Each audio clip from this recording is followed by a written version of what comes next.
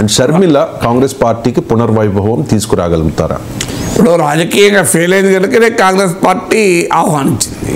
Congress party బలహీనంగా ఉంది కనుకనే శర్మకు అవకాశం వచ్చింది. వైఎస్ఆర్ కాంగ్రెస్ రాలే కదా అవకాశం. అవకాశం ఎందుకు వచ్చింది కాంగ్రెస్లో? కాంగ్రెస్ పార్టీకి బలహీనంగా ఉంది, అవసరం ఉంది, అందువల్ల షర్మిలకు అవకాశం వచ్చింది. లేకపోతే అవకాశమే రాదు కదా. అప్పుడు తెలంగాణలో రాలే కదా అదే కాంగ్రెస్ పార్టీలో. తెలంగాణలో కాంగ్రెస్ పార్టీలోనే నిలవ చేయలే కదా. అలాగే షర్మిలకు ఇంకే పార్టీలో పోతున్నామే. ఇప్పుడు తెలంగాణలో కాంగ్రెస్ పార్టీ నేతలు గట్టిగా వ్యతిరేకించారు. ఎందుకు వ్యతిరేకించారు? సీమాంధ్ర మూలాలు ఉన్నటువంటి రాజకీయ నాయకులు తెలంగాణ రాజకీయ క్షేత్రంలో ముఖ్యమంత్రి పదవికి పోటీ పడడం సాధ్యం కాదు. ఎమ్మెల్యేగా పోటీ చేసుకోవాలనుకుంటే ఇప్పుడు మీ కూకట్పల్లిలోనో లేకుంటే షేర్లింగంపల్లిలోనో ఆ సీమాంధ్ర మూలాలు ఉన్న వారు ఉన్నారు కూడా, ఎమ్మెల్యేలు కూడా ఉన్నారు. కానీ ముఖ్యమంత్రి అనే అంశం వచ్చే వరకు డెఫినెట్గా ఈ అంశం ముందుకు వస్తుంది. ఎందుకంటే ఈ అంశం ఇప్పటిది కాదు, ఇది మీకు ఆంధ్ర తెలంగాణ కలిపినప్పుడే ఈ చర్చ నడిచింది. ఆంధ్రలో ఇప్పుడు 170 సీట్లు, తెలంగాణలో 119 సీట్లు. నువ్వు ఎన్ని చెప్పినా ఆంధ్ర ప్రాంత నాయకత్వమే ఉంటుంది. ఆర్థికంగా కూడా ఆంధ్ర ప్రాంతం అభివృద్ధి అయింది. సో ఈ పరిస్థితి వచ్చినప్పుడు అప్పుడు జెంటిల్మెన్స్ అగ్రిమెంట్లో ఒక ప్రొవిజన్ రాశారు. ముఖ్యమంత్రి ఒక ప్రాంతం వాడైతే ఉప ముఖ్యమంత్రి ఇంకో ప్రాంతానికి చెందిన వారు ఉండాలి అని ఒక అగ్రిమెంట్ రాసుకున్నారు. ఆ అగ్రిమెంట్ నీలం సంజీవ్ రెడ్డి ఉల్లంఘించాడు. అది ఉప ముఖ్యమంత్రి అనేది 6వ ఏళ్ళతో సమానము అని చెప్పేశారు. మీకు అందుకే మీరు గమనించండి, 1956లో ఆంధ్రప్రదేశ్ ఏర్పడిన నాటి నుంచి 2014 వరకు మీరు తెలంగాణ ముఖ్యమంత్రులు ఎవరు అని చూడండి, వేలపై లెక్క పెట్టచ్చు. చెన్నారెడ్డి, పివి నరసింహారావు ఎంతకాలం ఉన్నాడు? 1 year ఏమో ఉన్నాడు. జలగ వెంగళరావు పరిమితమైన సమయంలో ఉన్నాడు. జలగ వెంగళరావు తెలంగాణ ఆంధ్రాలో చెప్పలేము, సత్తుపల్లి అది బార్డర్లో ఉంటున్నారు. ఇక మీకు తెలంగాణకు చెందిన నాయకులు కాంగ్రెస్ హయాంలో కూడా ముఖ్యమంత్రులు కాలే. ఎవరయ్యారు? రాజశేఖర రెడ్డి, కోట్ల విజయభాస్కర్ రెడ్డి, కాసు బ్రహ్మానందరెడ్డి, భవనం వెంకట్రామరెడ్డి, నెదురుమల్లి జనార్దన్ రెడ్డి, ఎంత నీలం సంజీవరెడ్డి, వీళ్ళు ఇష్టంతో తీయండి ఎవరున్నారు. ఇక తెలుగుదేశంలో అయితే స్కోపే లేదు, ఎన్టీ రామారావు చంద్రబాబు నాయుడే కదా. అందువల్ల అదే మూలము. తెలంగాణ ఉద్యమానికి వన్ ఆఫ్ ద బేసిస్ ఏంటంటే రాజకీయంగా తెలంగాణ పైన సీమాంధ్ర ప్రాంత నేతలు ఆధిపత్యం చేస్తున్నారు. అందుకే కదా సపరిపాలన నినాదం కదా జరిగింది. అది తెలంగాణ ఉమ్మడి రాష్ట్రంలో కూడా అభివృద్ధి జరిగింది, జరగకపోవడానికి క్వశ్చనే లేదు. ఇటీవల white paper on Telangana financial మీరు చూడండి, లెక్కలన్నీ ఉంటాయి. హైదరాబాద్ ఎంత మహానగరంగా విలసిల్లింది. తెలంగాణ అభివృద్ధి జరగలేదు అనే ఎవరల్లే, కానీ అభివృద్ధి కాదు ఆత్మగౌరవ పోరాటం అన్నారు. ఇక అభివృద్ధితో సంబంధం లేదు. ఇప్పుడు మీకు చిన్న పాప ఉంటుంది, ఒక గుడిసెలో ఉండే పనామె బిడ్డ, ఆమె ఒక పెద్ద విల్లాలో పనిచేస్తుంటుంది, బిడ్డను తీసుకొని వస్తుంది. ఆ పనైనాక తల్లి వెళ్ళిపోయేటప్పుడు ఆ బిడ్డను కనుక అన్నారనుకోండి, అమ్మ నీ ఇల్లు గుడిసే కదా, ఇది విల్లా కదా, ఇంత అందంగా ఉంది, సోఫాలు ఇంత బాగున్నాయి కదా, టీవీ ఇక్కడ ఉంటావా బిడ్డ అంటే ఉంటుందా బిడ్డ? ఏడుస్తుంది. మీరు గమనించండి, తల్లితో పోయి ఆ గుడిసెలోనే ఉంటుంది తప్ప ఇది విల్లా కదా అందంగా ఉంది, అమ్మ నువ్వు నేను ఈ విల్లాలు ఉంటా అంటదా?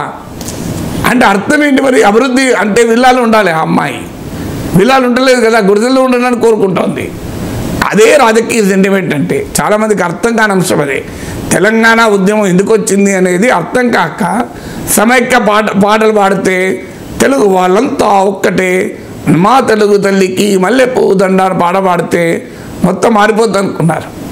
కారణం మూలం ఎక్కడ అన్న దానికి కారణం ఇది. నేను ఈ ఉదాహరణ అందుకే ఇస్తున్నాను.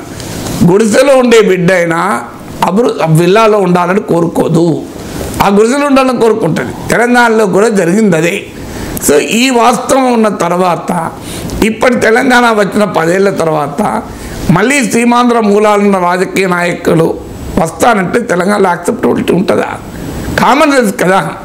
సో తెలంగాణ ఉద్యమంలో అనేక ఫ్యాక్టర్స్ ఉండొచ్చు, నీళ్ళు, నిధులు, నియామకాలు ఏవైనా ఉన్నా మూలం ఎక్కడుంది? మూలం రాజకీయ నాయకత్వం, సాంస్కృతిక పరమైన అంశాలు. నేను కౌన్సిల్లో ఉపన్యాసం ఇచ్చినప్పుడు చెప్తే ఆంధ్ర ప్రాంతం వాళ్ళు కూడా ఆశ్చర్యపోయారు, కరెక్టే కదా సార్ అన్నారు. ఎన్ని తెలుగు సినిమాల్లో హీరో ఉస్మాన్ యూనివర్సిటీలో చదువుకున్నాడో చెప్పండి అన్న. ఉస్మాన్ యూనివర్సిటీ రియల్ టైం హీరోలు భారత ప్రధానమంత్రిని సృష్టించింది.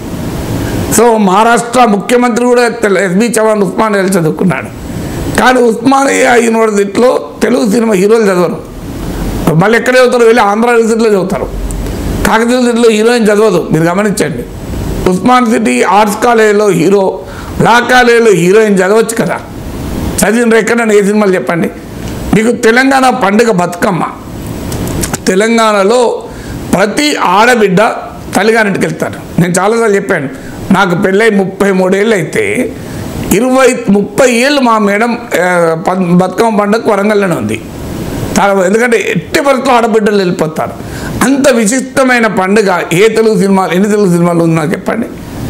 ఈ తెలంగాణ వచ్చాక ఇప్పుడు తెలంగాణ యాస మాట్లాడుతున్నారు, తెలంగాణ ప్రాంతాలు చూపెడుతున్నారు. మీరు అంతకుముందు ఎక్కడన్నా తెలుగు సినిమాలో బతుకమ్మ పండుగ ప్రధానమైన పండుగ ఎక్కడ కనబడదా? అసలు కరీంనగర్లో బస్ దిగిండే హీరో అన్న మీరు చూడండి. కాజీపేటలో రైలు దిగిండా ఎంతమంది హీరోలు? ఎవరో దిగితే విలన్లు దిగచ్చు. మరి ఇదే కదా అసలు మూలమే ఇక్కడ కదా. సో ఇప్పుడు కోటిలింగాల మీకు శాతవాహనంలో తొలి రాజధాని. కానీ మేము పుస్తకాల్లో నేను కోటిలింగాలకు అడ్డొడ్డున పెరిగినండి. నాకు తెలంగాణ ఉద్యోగం కోటిలింగాలు తెలియదు నాకే. కానీ నేను దాన్ని కడకనగర అమరావతి గురించి చదువుకున్నాను, ద్రాక్షారామం గురించి చదువుకున్నాను. కోటిలింగంలో తెలియదు. పుస్తకాల్లో కూడా మీకు కొమరంభీం గురించి నాకు తెలియదు. నేను అల్లూరు సీతారామరాజు గురించి చదువుకున్నాను, కొమరంభీం గురించి చదువుకోలే. జోడేఘాట్ మా పక్కనే, మేము బెల్లంపల్లి ఉన్న వాళ్ళం. ఆసిఫాబాద్ పక్కన జోడేఘాట్. 20 ఏళ్ళు బెల్లంపల్లి ఉన్నాను. అంటే నేను ఉన్న ఊరికి 20-30 కిలోమీటర్లు ఉంటుందేమో. కానీ జోడేఘాట్కి అయినాడు వెళ్ళలే. జోడేఘాట్ తెలియదు, కొమరంభీం తెలియదు. అంటే ఇది కదా తెలంగాణ అస్తిత్వానికి మూలమైంది. నా కొమరంభీంకు గుర్తింపు లేదు ఉమ్మడి రాష్ట్రంలో, నా కోటిలింగాలకు గుర్తింపు లేదు ఉమ్మడి రాష్ట్రంలో. ఇది కదా ప్రశ్న వచ్చింది. అందువల్ల ఈ సాంస్కృతిక రాజకీయ ఆధిపత్యాన్ని ప్రశ్నిస్తూనే ప్రజలు తెలంగాణలో తిరగబడ్డారు. మరి ఇది ఒక్క తెలంగాణ ఉందా? వాస్తవంగా ఉత్తరాంధ్ర వెనుకబడలేదా? రాయలసీమ వెనుకబడలేదా? సినిమాలలో రాయలసీమ అంతా రౌడీలిజము, రక్తపాతము, ఫ్యాక్షనిస్ట్గా చూపెడతారు. కానీ నిజమాది రాయలసీమ వేమన లాంటి మహనీయులు, వీరబ్రహ్మం లాంటి మహనీయులు పుట్టిన గడ్డ కదా. అన్నమయ్య లాంటి పదకవిత పితామహుడు పుట్టిన పవిత్ర భూమి కదా. అందులోంతా మనకు వీరసింహారెడ్డి, ఇంద్రసిన్నారెడ్డి అంతా ఫ్యాక్షనిస్ట్లో ఉంటారు, రక్తం తాగే వాళ్ళతో. అని రాయలసీమ కూడా తప్పుగా చూపెడుతున్నారు. కానీ అక్కడ ఎందుకు రాలేదు, ఇక్కడ ఎందుకు వచ్చిందంటే ఇక్కడ 1956కు ముందు 8 ఏళ్ళు వేరే రాష్ట్రం ఉండే. 48లో హైదరాబాద్ రాష్ట్రం ఏర్పడితే 56 వరకు తెలంగాణ వేరు, ఆంధ్ర వేరు. 53లో ఆంధ్ర ఏర్పడ్డది. అంటే 8 సంవత్సరాలు విడిగా ఒక రాష్ట్రంగా ఉన్న ప్రాంతం కనుక మళ్ళీ ఆంధ్ర ప్రాంతంతో కలిపినప్పుడు రాజకీయ సామాజిక ఆధిపత్యము, సాంస్కృతిక ఆధిపత్యాన్నే తెలంగాణ ప్రజలు వ్యతిరేకించారు. మనం ఇది డెమోక్రటిక్గా చూడాలి. ఇప్పుడు ఉత్తరాంధ్ర ఇప్పటికీ మనకు ఉత్తరాంధ్ర ఆర్థికంగా వెనుకబడ్డది, ఒక వైజాగ్ మినహా. ఉత్తరాంధ్ర గొప్పతనం ఏంటి? ఘంటసాల, సుశీల లాంటి గాన గంధర్వులు, గాన కోకిలలు పుట్టిన గడ్డ అది. మహాకవి శ్రీశ్రీ లాంటి విప్లవ కవిత్వము, దేవులపల్లి కృష్ణశాస్త్రి లాంటి భావ కవిత్వము విరసిల్లినటువంటి ప్రాంతం అది. నారాయణమూర్తి సినిమాలో పాట ఉంది, ఉత్తరాంధ్ర ఎమ్మ ఉత్తరాంధ్ర అంటుంది. 24 చూడండి, గిడుగు, గురజాడ, తెన్నేటి విశ్వనాథం నుంచి మొదలుకొని తేజేశ్వరరావు తెగించి పోరాట గడ్డ అది. మరి అది ఏమైంది? ఉత్తరాంధ్ర ఎందుకు వెనుకబడ్డది?